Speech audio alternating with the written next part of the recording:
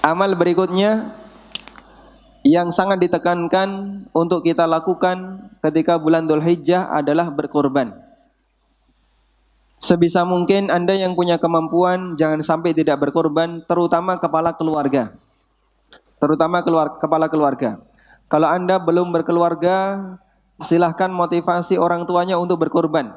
Bila perlu Anda nyumbang dana agar mereka bisa membeli hewan korban. Karena idealnya jumlah populasi hewan korban itu sejumlah populasi kakak yang ada di tempat kita. Itu idealnya ya. Sejumlah populasi kakak muslim yang mampu yang ada di tempat kita. Sehingga kalau misalnya ada masjid di sebuah perumahan, ditanya takmirnya, di sini korbannya berapa jumlahnya? Cukup kita menjawab sejumlah kakak yang ada di sini. Masya Allah. Itu idealnya. Karena begini hadirin, pertama, kurban itu amal ibadah keluarga. Jadi ada amal ibadah yang Allah bebankan kepada seluruh yang bernyawa, yang muslim, kecil besar, laki wanita, budak maupun merdeka. Contohnya apa? Zakat fitrah. Zakat fitrah itu dikeluarkan untuk semua muslim yang punya nyawa ketika malam Idul Fitri.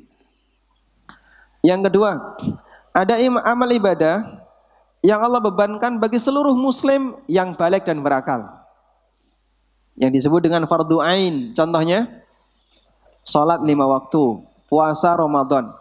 Yang ketiga, ada amal ibadah yang Allah bebankan kepada satu komunitas muslim.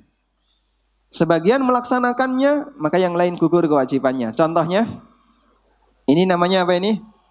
Fardu kifayah. Contohnya menangani jenazah, adzan dan seterusnya. Ada amal ibadah yang itu tugasnya untuk satu keluarga. Contohnya berkurban. Contoh yang lain membayar zakat mal. Makanya ketika sahabat Abu Ayyub Al-Ansari radhiyallahu anhu ditanya oleh seorang tabi'in, "Kaifa kana ad-duhaya fi zamanin Nabi sallallahu alaihi wasallam?" Seperti apakah para sahabat melakukan praktek korban di zaman Rasulullah sallallahu alaihi wasallam? Jawab Abu Ayyub, "Kana ar-rajulu yudahi bisyati anhu an ahli baiti." Dulu kami para sahabat, seseorang itu berkorban dengan seekor kambing atas nama dirinya dan seluruh keluarganya. Baik, dan seperti inilah kurbannya Nabi sallallahu alaihi wasallam. Allahumma, ketika beliau berkorban, beliau membaca Bismillahi Allahu Akbar, Allahumma hadha minka walaka anni wa an ahli baiti. Bismillahi Allahu Akbar, ya Allah ini korban dariku, ikhlas untukmu, atas namaku dan seluruh keluargaku. Sehingga korban itu amal ibadah per kakak. Kemudian yang kedua, Allah wajibkan ini kepada kaum muslimin melalui lisan nabinya sallallahu alaihi wasallam. Beliau bersabda, "Man kanat lahu sa'atun wa lam yudahhi fala yaqrabanna musallana." Siapa yang punya kemampuan tapi enggak mau korban, enggak usah dekat-dekat dengan tempat sholat kami. Enggak usah ikut sholat Idul Adha.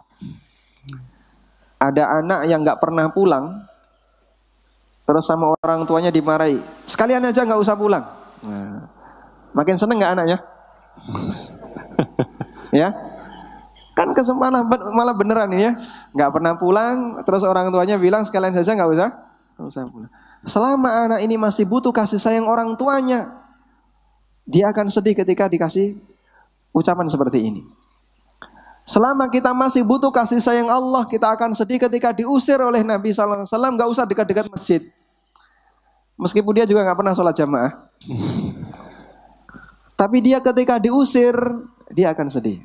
Makanya sebagian ulama mengatakan hadis ini, hadis riwayat Ahmad, dijadikan dalil oleh sebagian ulama wajibnya berkorban. Meskipun ada juga yang mengatakan korban hukumnya sunnah muakkad. Baik, maka ini hukumnya diperintahkan dan ini tugas kakak. Idealnya jumlah korban itu sejumlah kakak.